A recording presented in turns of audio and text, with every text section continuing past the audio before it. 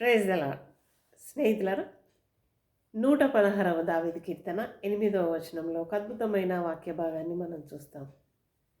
మరణము నుండి నా ప్రాణమును, కన్నీళ్లు విడవకుండా నా కన్నులను, జారిపడకుండా నా పాదములను నీవు తప్పించి ఉన్నావు. నిజమే స్నేహితులారా, ఈ వాక్య భాగం నా జీవితంలో నెరవేర్చబడింది. మరణము వరకు 3 సార్లు వెళ్ళాను.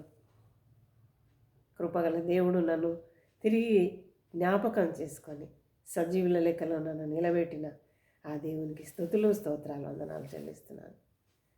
అదేవిధంగా కన్నీళ్లు విడవకుండా నా కన్నులను ఆయన కాపాడుతున్నాడు. నా జీవితాన్ని నేను పరీక్షించి చూసుకున్నట్లయితే నేను క్షణం ఏడవవలసిన పరిస్థితి. అయినా దేవుని బిడ్డలారా, మరి నా మనస్సును ఆయన ఆధీనంలో ఉంచుకొని కన్నీళ్ళు విడవకుండా నన్ను కాపాడుతున్నాడు. దేవుని బిడ్డలారా, నన్ను ఎరిగిన కొందరు ఏంటి ఈమె జీవితం,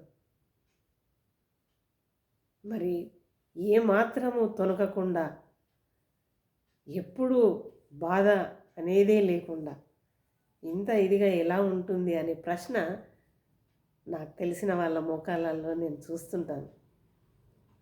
దేవుని బిడ్డలారా, మరి వారికి కూడా నేను ఈ వీడియో రూపంలో నేను చెప్తున్నాను. నేను ఈ విధంగా ఉండడానికి గల కారణం కేవలము నా పరలోకపు తండ్రి నాకు ఇచ్చే ధైర్యం.